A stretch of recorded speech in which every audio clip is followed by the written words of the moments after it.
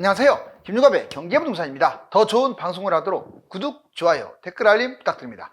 IMF 한국 국가부도 일본, 중국 긴급 발령.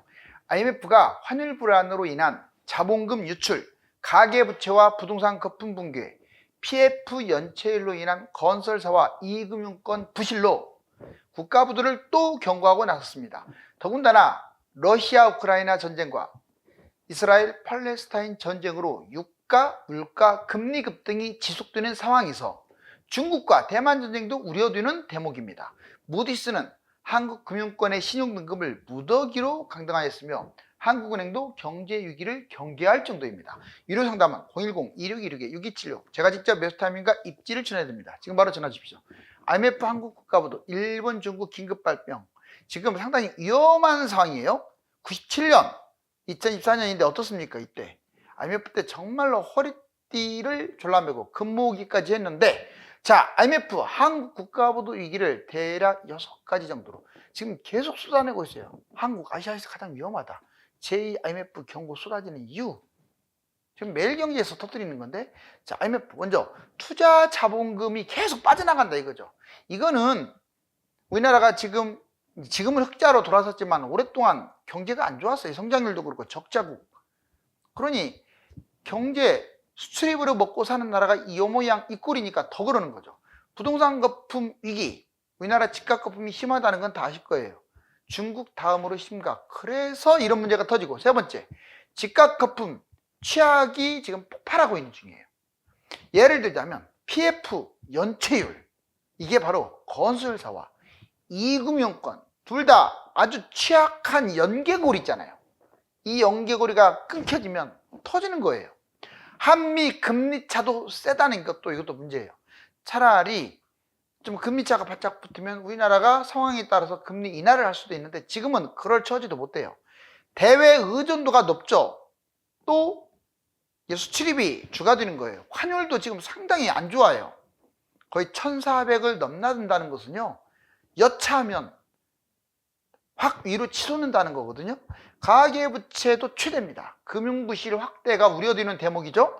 1997년 연쇄 위기, 이때 태국부터 시작했는데 거의 동남아시아를 다 휩쓸고 그냥 엉뚱하게 동아시아에서는 우리나라만 딱 금융위기 터진 거예요. 바로 환율 취약성 때문에. 이번에도 그러지 않으리란 법이 없어요. 다만 이번에는 한중일이 다 약해요.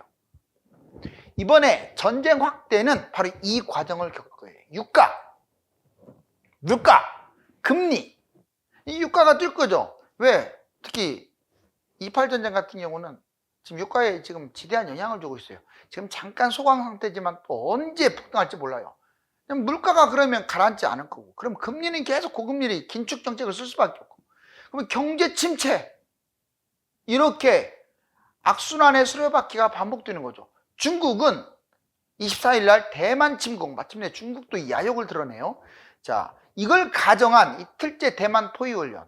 여러분들 그냥 40km까지 바짝 와가지고 비행기 띄우고 이거 대만 한 바퀴 돈다고 생각을 해보세요. 섬찟하지 않나요? 특히 지금은요, 전쟁이 없는 상황이 아니라 러우 전쟁이 있지, 그 다음에 이 전쟁이 있지, 28 전쟁이라고도 하고.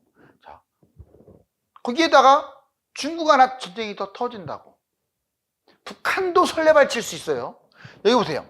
자, 러우 전쟁 2022년 2월 달에 시작했어요. 벌써 2년이 넘어갔네요. 현재 러시아 사상자가 50만 명. 정말 푸틴은 미친 짓을 한 거죠. 러시아 전쟁 계속 진행. 지금 끝낼 의사가 없어요, 아예. 세계 위기의 진앙지가 바로 러시아입니다. 러시아가 전쟁에 발을 담그고 있기 때문에 중국이 자꾸 헛생각을 하는 거예요. 중국이 경제가 좋으면 안 하려고 그러겠죠. 그런데 지금 너무 내부 불만도 많고 시진핑이 쫓겨나게 생겼고 소비는 안 되고, 이 모양 이 꼴에서 남은 카드가 뭡니까? 밖으로 표출하는 거죠, 불만을.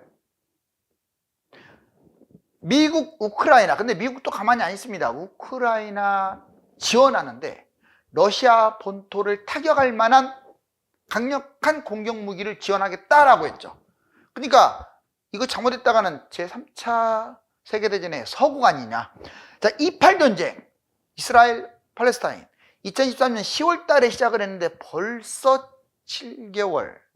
현재 전쟁 진행 중이고 이스라엘이 또 라파 피난민촌을 공습했습니다. 이것은 사람이 그래서 많이 지금 사상자가 났는데 또 확전을 본격적으로. 왜냐? 지금 팔레스타인 국가를 인정하겠다라고 하니 이스라엘 입장에서는 화딱지 나죠. 이스라엘은요, 영국이 됐든 미국이 됐든 프랑스가 됐든 그런 나라들 말 안 들어요. 이미 그 미국의 상당한 지분을 이스라엘이 가지고 있기 때문에 그냥 무서운 나라가 없어요. 이스라엘은. 국제사법재판소에서도 오죽하면 이스라엘 전쟁 중지 명령을 내렸는데 듣질 않습니다. 물론 이스라엘만의 잘못이 아니죠. 먼저 전쟁을 일으킨 바로 아랍, 팔레스타인 비롯해서 일부 극우파들이 문제죠. 아랍에. 자, 중대전쟁, 중국과 대만을 말해요. 이건 시작은 안 했지만 이미 준비 단계로 들어간 것 같아요. 중국 공산당. 자, 경제 소비 침체. 지금 국내외에 아주 정말 안 좋은 상황이죠. 그 불만을 외부로 표출하기 위한 중국 대만 포위훈련, 대만 국가의 44km까지 바짝. 44km면 코앞이에요. 여러분들 우리나라로 따지면 거의 여러분들 그 강화도 있죠. 인근까지 다 온 건데 아주 위협을 느끼지 않겠어요? 그리고 전쟁 분산으로 중대전쟁, 북한. 지금 러우 28 전쟁, 이건 현실이고 중대전쟁, 북한의 그 위협, 이 도발 위협 항상 신경 써야 돼요.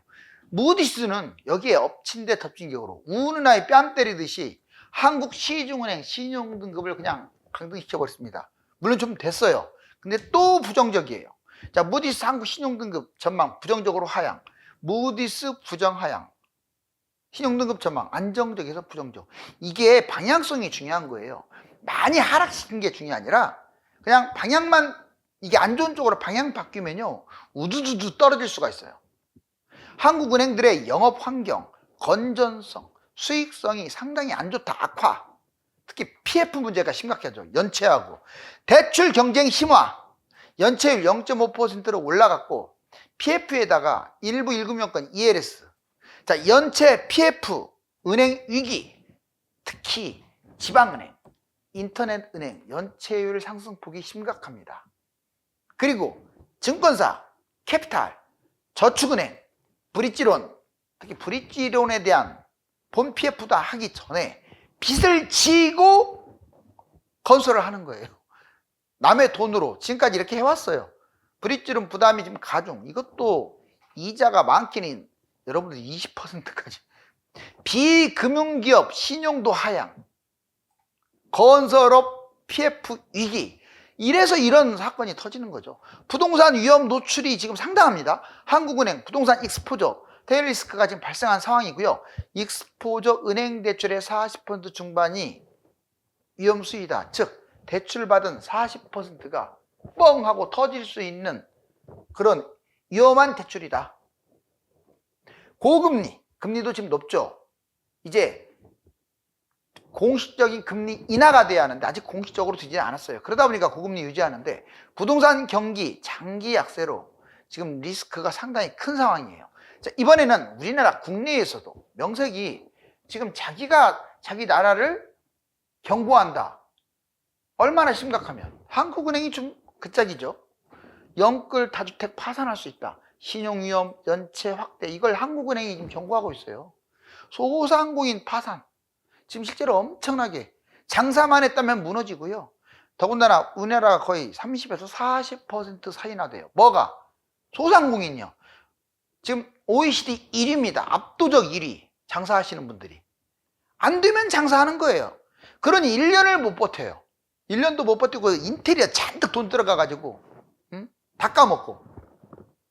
자산 폭락으로 소비 축소. 이번에 세 번째, 건설 부동산. 이게 심각하죠. 특히 은행이 대출해줬다면 건설 부동산이 많아요. 지금 건설 현장 중단하거나 부도나거나. 그러니 정부가 지금 강력하게 경고하면서 미리 자르겠다.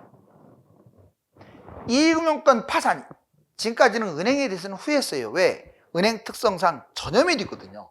이 전염을 막기 위해서. 근데 지금은 그거 챙겼다가는 잘못하면 막 뱅크런 터지고 은행 연쇄 부도나고 이래버리면 난리 나잖아요. 그래서 이제는 좀 강력한 방향으로 돌아선 것 같아요. 은행 부도 전염 확산 위험성도 있고 한계 기업 부도 그 계속 시끄러웠죠. 적자 운영을 하는 대기업, 한계 기업은 주로 대기업들이 많아요. 중소기업은 이게 3년씩 적자 나면서 못 버텨요. 그래 대기업들은 버텨요. 돈 하나 없으면서도. 이게 잘못된 거죠. 금융위기 발발, 국내 문제로도 얼마든지 금융위기가 터질 수 있다. 이게 국내 문제 아닙니까 지금? 그런데 여기 보세요. 자, 가장 위험한 나라가 어디냐? 중국. 오죽하면 전쟁 얘기를 지금 꺼냈겠어요. 중국 지방정부는 사실상 디폴트. 결국 숨은 뒤가는 터졌고요. 중앙정부도 뭐 공산주의 국가니까 표가 안 나서 그렇지 사실상 디폴트로 보고 있는 사람들도 있어요. 정부 디폴트. 지방정부 특수법인 채무 불이행 연쇄 폭발하고 있죠. 지금 너도 나도 없어서 중앙정부에 잘 보이려다가 지금 다 지금 망하고 있어요. 1대1로까지 더군다나 빚에 빚이 얹어지고 다른 나라 빌려주고 본인들은 받지도 못하고 이게 바로 중국의 실상. 지방정부 채무 무려 6,644조. 여러분들 실제 1경 이상입니다. 중앙정부 공산주의 디폴트 설이에요. 위기에서 탈출 과연 가능할까요? 자, 신용 볼까요? 피치, 오죽하면 피치는 중국의 국가 신용 등급, 아예 국가 신용 등급 자체를 다운시켜 버렸어요. 무디스, 중국 국가 신용 역시 부정적으로 하향했습니다. 신용 등급 하향은요, 하락 폭이 중요한 게 아니에요. 방향성인데 신용 등급이 방향이 나쁜 쪽으로 갔다는 것은 급격하게 그냥 디폴트로 터질 수도 있다 이거죠. 자, 위기 요인, 지금 자금이 부족해요. 중국은 여러분들 돈 부족한 거 맞아요. 무슨 중국이 지금 돈 많다고 지금 뭐 햇소리 하시는 분들 많은데 돈 많은 나라가 지금 저렇게 빚이 많아요? 빚도 못 갚고 지금 쩔쩔맵니다. 아니 GDP 대비 300% 빚도 있는데 무슨 중국이 돈이 많다고 달러가 많다고 헛소리를 댓글에다가. 세계에서 제일 위험한 국가 맞습니다. 지금 중국 경제 모멘텀 상실, 투자 추락, 더군다나 지금 미국과 서방이 협공을 하고 있지 않습니까? 왜? 중국이 저가로 양질의 제품을 만들고 파니까 수출입 경쟁률에서 이기지를 못해요. 미국하고 서방이. 그건 우리나라 일본도 마찬가지고. 킹달러, 위안화 약세, 경제 불안 가중되겠죠. 물론 중국이 일부러 막 조절하는 것도 있어요. 수출 경쟁력 때문에. 하지만 너무 또 심하게 하게 되면 이제 일본도 일부러 자기나 돈을 다운시킬 거고, 그러면 아시아 국가들이 그러고, 이렇게 되면 바로 1997년 동남아시아발 경제위기, IMF 위기가 생각나죠? 딱 그 상황입니다. 종합위기, 성장률도 형편없고, 부동산은 지금 폭락하고 있고, 기업은 막 부도나고 있고, 지방정부 지금 부도나고 있고. 자, 미국 파산, 미국이라고 해서 안전한 게 아닙니다. 자, 미국은 자산 거품이 심각해요.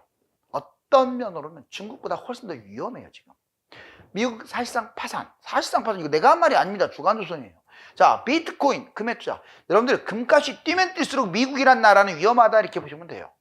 아니, 달러가 안전하고 전체적으로 세계가 경제가 완만한데 금값이 왜 뛰겠어요? 지금 제일 잘 나가는 국가가 문제이기 때문에 금이 뛰는 거예요. 달러를 못 믿겠다. 그 못 믿는 달러 미친 듯이 찍어냈는데 그 달러보다도 다른 나라 화폐가 더 떨어지니까 이게 더 문제인 거야. 자, 자산 거품 폭발, 주식 거품, 다우 나스닥, 주요국 최고가 지금 분기됐고요. 채권 거품, 미국 국채 신고가, 국채금리 최고, 부동산 거품, S&P 케이스실러 주택지수가 최고. 지금요, 미국은 주식도, 채권도, 부동산도 지금 폭등하고 있잖아요. 부동산도. 솔직히 뭐 하나 거품 아닌 게 없어요. 미국 주가는 형편없이 지금 거품이 심해요. 채권도 마찬가지. 그러면 지금 미국 물가가 상당히 높게 유지되는 것도 부동산 포함시키잖아요. 집값도 많이 뛰기 때문에 그래요. 미국 연방의 부채. 그런데 아이러니하게도 이렇게 자산 거품이 많은데도 빚이 또 많아요. 연방정부 부채 34조 달러. 3달 만에 1조 달러. 여러분 1조 달러예요. 우리나라 연간 수출액보다 많아요. 1조 달러. 3달 만에. 34달러. 34조 달러. 자, 여기 보시면 상업용 부동산. 이거 상당히 위태롭다는 거 다들 아실 거야. 공실 20%, 고점 70% 폭락했어요. 지금 집값은 폭등인데, 아무리 뭐 재택근무 한다고 하더라도 상업용 부동산은 폭락하고 있고, 지방은행 위기가 지금, 왜? 이미 한번 터졌잖아요. 지방은행들. 골드만삭스 등 채권을 계속 매각하는 흐름이 지금도 이어지고 있고, 안전자산이 급등, 금 막 뛰고 있고, 뭐 비트코인은 안전자산이라기보다도 달러의 거품이 심하니까 비트코인이 뛰는 거예요. 얘가 대체되지 않을까. 원자재가 뛰는 거예요. 안전자산이죠. 주식, 부동산, 위험자산의 거품 급등으로 비트코인은 달러 거품 붕괴, 대체 자원으로, 원자재는 위험자산 붕괴 후 그렇게 되면 달러도 붕괴돼 버리면 물가 엄청 뛸 거 아닌가? 그러면 원자재밖에 믿을 게 없어요. 한중일 국가보도 달러값 뛰면 제2아시아 외환위기. 이건 당연한 거 아닙니까? 한국. 자, 정리해보면 이거예요. UN 한국 경제 성장률을 또 2.4에서 2.2로 하향 시켰어요. 경제 침체가 경제 위기로 확산. 원화도 약세죠. 원달러 환율 1,400 다시 돌파. 문제점은 가계 기업 부채, PF 연체, 저출산 등등등. 자, 그러면 중국은 더 위험한데 중국 경제 국내 소비 저조, 디플레이션 조짐까지 지금 보이고 있고, 중국 그래서 위안화를 절하시켜가지고 수출 경쟁력 강화 조치를 취하고 있죠. 중국 저가 과잉 생산. 이러다 보니 미국 서방이 중국과 같이 경쟁을 하다 보니까 무역 전쟁을 할 수밖에 없는 상황. 일본도 그래요. 엔화 방어, 금리 인상. 지금 너무나 지금 엔화가 폭락하니까 이제 적당히 폭락하기를 원합니다. 엔화가 급등하는 것도 원치 않아요, 일본은. 근데 너무 심해. 세계 1위로 지금 엔화 가치가 폭락했어요. 엔화가 뜨면 달러가 거품이 세면 그 밑을 제2의 화폐인 엔화가 받쳐줬어요. 지금은 엔화를 받쳐주기는커녕 엔화가 더 똥값이 되고 있어요. 물론 위안화라든가 기타 이제 유로화와 달러가 쌍벽을 이루는 것도 있겠죠. 일본을 못 믿겠다 이거죠. 산업이 무너진 상태니까. 엔화 1년간 10%나 하락, 과도한 약세 자본 유출. 엔화 방어하려고 금리 인상 해가지고 17년 동안 제로금리 탈출했는데도 불구하고 계속 떨어져. 답이 안 나와. 1997년 IMF 피해갔죠. 근데 이번에는 피해가지 못할 거예요. 물론 일본 터지고 중국 터지고 우리나라도 터지겠지만 우리나라가 먼저 터지기보다 얘들이 먼저 터질 가능성이 좀 더 높아요. 자, 이제 한국 국가부도 위험 징조, 한국 부동산 바닥 및 지하실이 나올 수도 있다. 철저하게 대기해라. 글로벌 금융권의 경고. 자, 국제금융협회 세계 부채 보고서를 보면 기업 부채가 126.1, 가계 부채도 102%. 그나마 조금씩 줄고 있죠. 자, 기업 부도 증가율도 40%로 세계 2위. 가계 부채 규모 증가율이 세계 1위. 정부 부채 증가율 세계 1위. 물론 정부 부채 자체는 40, 50%니까 아직은 여유가 있어요. 자, 블룸버그 국가부도 50개 국가 선정. 세상에 50개 국가 선정이 우리나라가 선진국 중에서 유일하게 국가부도 쪽에 들어가 있어요. 40몇인가 돼요. 다 후진국들은 국가부도 나도 다른 나라에게 영향을 안 줘요. 그런데 지금 말씀드린 선진국이나 경제 규모가 큰 나라들은 다른 나라를 끌고 가면서 물귀신 작전으로 같이 경제 위기가 터지는 거죠. 아무튼 우리나라가 여기에 들어갔다는 것은 정말 부끄러운 일이야. 최근 국채 수익률, 5년간 CDS 수수료, GDP 대비 국채 이자 비율, 국가 채무 비율을 종합한 거예요. 자, 국가부도 위험 징조, PF발 건설사와 이금융권 부도 위험성이 진짜 큽니다. 만약 우리나라에서 경제위기 터지면 얘부터 터져요. PF발 건설사, 이금융권. 그런데 그래도 우리나라에서는 안 터질 것 같아. 중국이 터지거나 일본이 터져버리면 이거 바로 여기와 관련된 이금융권, 건설사 및 이거에 영향을 받는 1금융권은 그냥 부도 나버릴 수도 있어요. 자, 이제 민간 부채와 부도, 가계 기업 부채 부도, 경제지표 악화, 경제성장률, 무역 수지, 다행히 24년 좀씩 좋아지고는 있는데 전반적으로 지금 침체에 빠진 것은 맞습니다. 한국의 국가부도 사태는 냉정하게 국내 요인보다 중국과 미국, 유럽 등의 해외 위기 연쇄 폭발로 터질 가능성이 큰데 준비를 철저히 해야겠습니다. 감사합니다.